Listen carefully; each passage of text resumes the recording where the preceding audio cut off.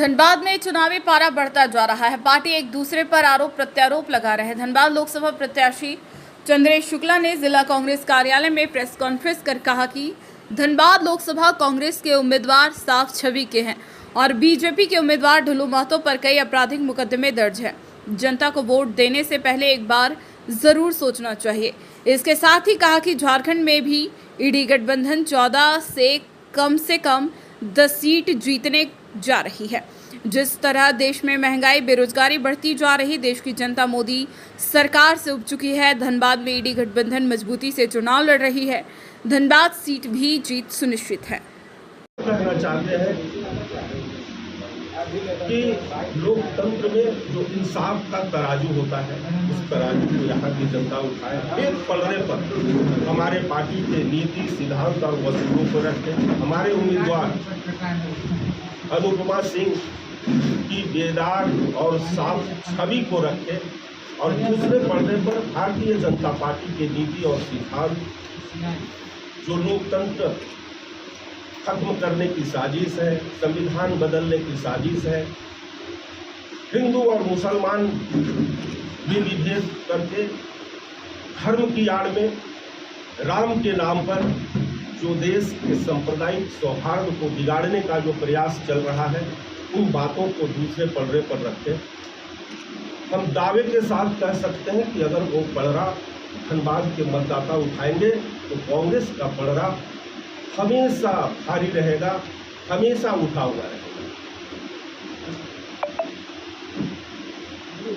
पिछले 10 वर्षों में देश के लोग और धनबाद के लोगों से हम आग्रह करना चाहेंगे कि मतदान से पहले आपने इन 10 वर्षों में क्या खोया है और क्या पाया, इसका जरूर आत्मचिंतन, आत्मविश्लेषण करें।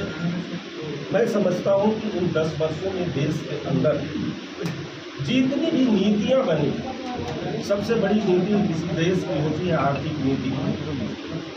आर्थिक नीति इस देश की मजदूर, किसान, बेरोजगार का कहीं कोई ख्याल नहीं रखा गया है। इस देश की आर्थिक नीतियां सिर्फ और सिर्फ अंबानी, अडानी जैसे उद्योगपतियों के लिए बनाई गई 10 वर्ष।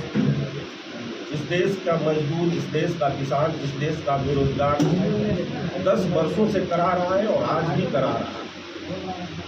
और मैं समझता हूँ कि पूरे देश में यही कारण है। और जिस तरह से धर्म के नाम पर लोगों को बांटने का काम किया गया है, ये 2024 का चुनाव भारतीय जनता पार्टी की चूल हिल गई है। नरेंद्र मोदी जी के पास 2024 के चुनाव में ऐसा कोई जुमला, चूंकि यह जुमलों की सरकार नहीं है। मैं नेतृत्वकर्ता का नाम नहीं आ रहा था, ये भी वजह हो सकता है।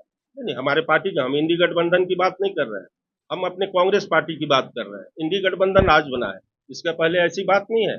राहुल जी हमारे, सोनिया जी नेता रही हैं, राहुल जी रहे हैं, आज हमारे खड़गे जी कांग्रेस के अध्यक्ष हैं। कहाँ सब कुछ बढ़िया चल रहा है। अब रही बात सत्ता में आने की ना आने की, यह दुनिया का दस्तूर है कि हम उतने दिनों तक सत्ता में थे, ये 10 साल से है। सत्ता आती है, सत्ता जाती है, यह लोकतंत्र का एक प्रक्रिया है। लेकिन ये 2024 का, हाँ ये भी है कि कोई भी दल और कोई भी नेता आप जनता को बरगला कर, व्यक्तिगत जीवन में आप किसी को ज्यादा दिन बेवकूफ नहीं बना सकते हैं, ये तो राजनीति है। लेकिन आपके जो आप इंसाफ का, हम यही आपके माध्यम से, आप प्रेस मीडिया के माध्यम से हम धनबाद के मतदाताओं से यही आग्रह हम कर रहे हैं कि लोकतंत्र में जो इंसाफ होता है उसका तराजू उठाए।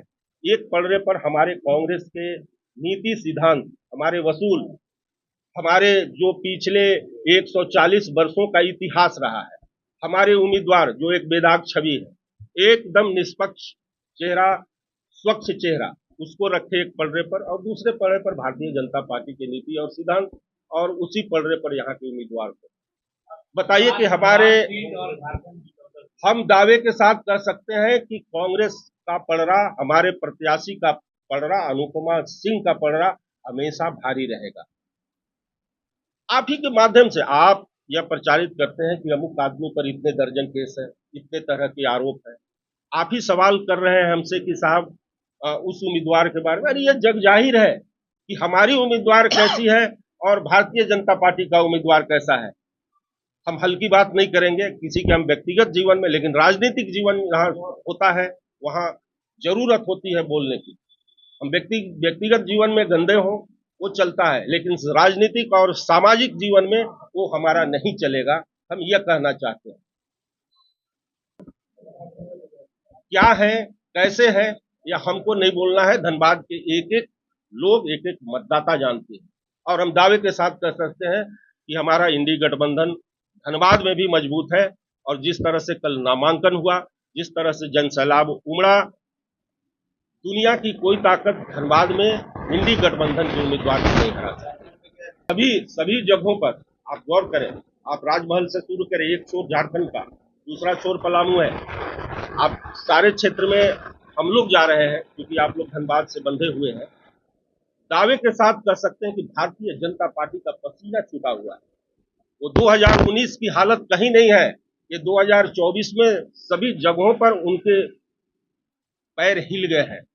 और हम दावे के साथ कह सकते हैं कि कम से कम इंडी गठबंधन को इस राज्य में 10 सीट मिलेगा, 10 सीट।